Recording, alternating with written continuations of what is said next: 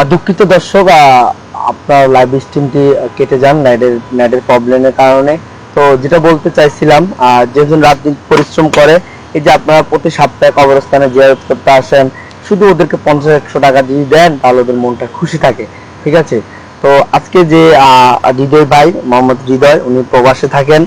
দেখুন ওনার বাবার প্রতি কত ভালোবাসা, কত টান সন্তানের প্রতি। কেন বা কারণ ভালোবাসাটার কারণ কি, সে যখন সন্তান ছিল বাবা তাকে অনেক লালন পালন করেছে, অনেক টেক কেয়ার করেছে।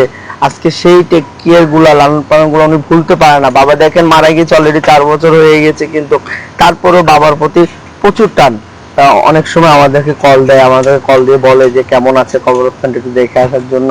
তো আজ কিন্তু আবার নতুন করে একটি পরিপাটি কবরস্থান করা হয়েছে, মনে হচ্ছে আজকেই কবরটি দিয়েছেন।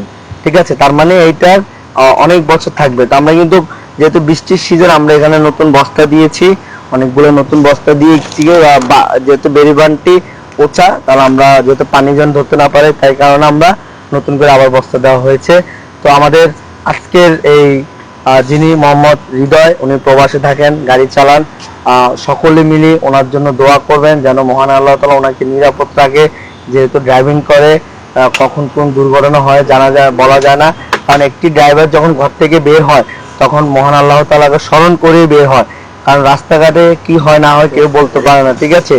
তো আপনারা মোহাম্মদ হৃদয় ভাইয়ের জন্য দোয়া করবেন যেন মহান আল্লাহ তাআলা ওনাকে সুস্থ ভালো রাখে। ওনার পরিবারকে জন্য দোয়া করবেন। আজকে যিনি এখানে যার কবরটি পরিপাটি করতেছি আমরা, মোহাম্মদ লোকমান হোসেন, আসলে আমার মামা ছিলেন। আপনারা সকলে আমার মামার জন্য দোয়া করবেন, মহান আল্লাহ তাআলা যেন ওনার কবরটি যেন জান্নাতবাসী করে, সেই কামনা করছি ইনশাল্লাহ। তো আমাদের এখানে দেখতে পাচ্ছেন আপনি, কিন্তু আমাদের কবর টিমের যিনি মেন লিডার আছেন মোহাম্মদ ইবু, আমরা ওনার সাথে একটু কথা বলবো যে আজকে এখান থেকে কতক্ষণ ধরে আজকে এখানে কাজ করতেছে এবং কয়টা বেজে এসেছে, এখনো কাজ চলতেছে। তো যাই হোক, উনি যেহেতু কাজে একটু বিজি আছে, উনি কথা বলতে পারতেছে না। তো আপনারা সকলে মিলে আমার লাইভ স্ট্রিমটি যে যেখান থেকে দেখছেন, আবারও সকলকে অসংখ্য অসংখ্য ধন্যবাদ জানাচ্ছি। এবং আজকের এই কবরের যিনি পারিবারিক করার জন্য এবং যে অর্থ দিয়েছেন, মহান আল্লাহ তাআলা যেন ওনার অর্থটি কবুল করেন এবং ওনার বাবার কবরটি যেন জান্নাতবাসী করে, সে কামনা করবেন। আপনারা দোয়া করবেন। বিশেষ করে আমাদের যিনি প্রবাসে আছেন মোহাম্মদ হৃদয় ভাই, ওনার জন্য দোয়া করবেন।